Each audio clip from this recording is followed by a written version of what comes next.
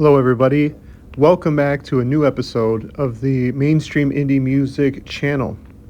We talk about all things indie music, and in this week's episode, well, let me kind of backtrack because it has quite been an honor being with you guys for this almost year and a half since we started this channel. The growth has just been exponential. Now, while researching for videos on indie music artists, right? There's a reason why a lot of times information can be hard to find on these bands. Of course, some of them hit mainstream. I kind of think of artists, like Death Cab for Cutie. You have endless amounts of articles on them. Arcade Fire, you're going to find tons of information on them. On top of that, you can even watch other YouTubers on YouTube and get like a wealth of information to make a video off of some of these indie artists.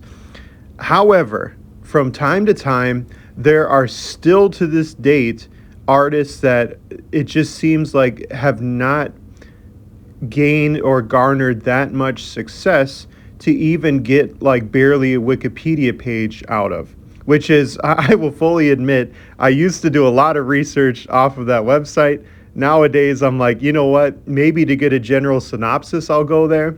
But I like to check in on interviews and other articles instead. I mean, heck, I'll even take Reddit, because at least then I'm getting true fans of the band or the artist versus kind of like a general bland Wikipedia article. And Jacob Banks is one of those people. I think it was like one big interview that they kind of split up into a series of short videos. And no offense to my UK listeners, because you guys are my second biggest following on this channel, the group of people. But I have such a hard time understanding what he's saying. It was kind of funny to watch. I've seen Jacob Banks live in concert, and he's absolutely incredible. But even his Wikipedia page stops at, I think, his 2018 album, and it doesn't give any new information.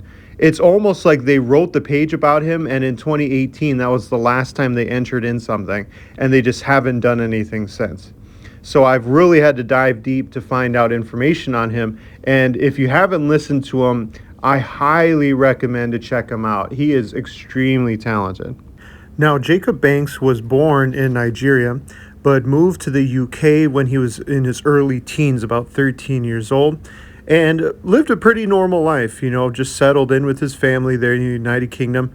You imagine moving to somewhere completely new would take a toll and would definitely be an adjustment period, especially for a teenager.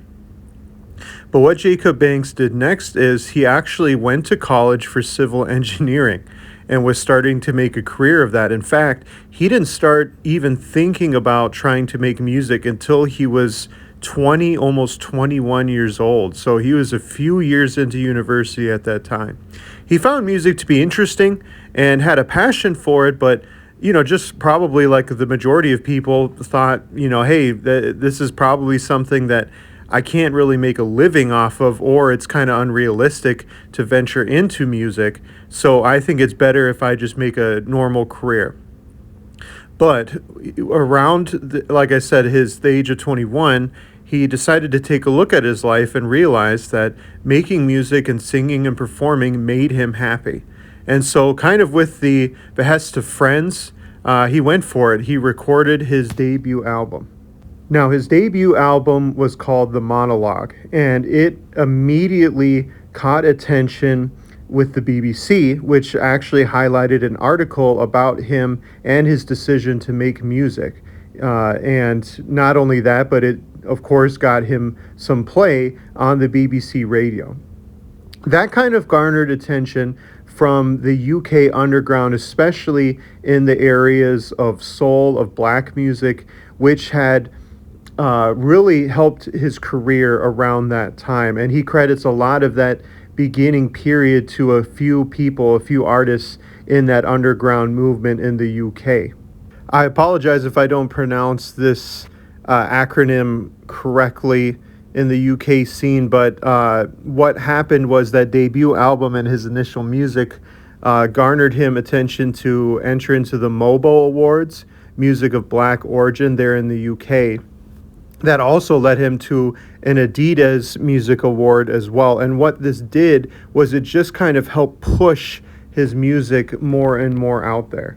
Now, all of this led to him immediately almost getting signed on to tour with Emeli Sandé. So within a year of him making that decision to kind of leave behind college and then pursue his music, he was performing and touring with Emeli Sandé, which is a big name over there in the UK and the United States. So what a jump from him to kind of live that normal life to now touring with her. Now, I would say, looking at his career, because already, like I said, I'm running, near the end of the information that I found online. But what I've found doing research, reading articles, is really the reason why he made it as an artist, along with that initial kind of push, is one of his songs was featured at the season 3 end of the TV show Power. They used his song Unknown on that, and that song went viral amongst the fans of that television show, which, like anybody, they hear the show on TV and wonder, oh, who is that? That's such a unique song and a unique voice. And it made so much of an impact that in the season opener, the following season, they used another one of his songs again.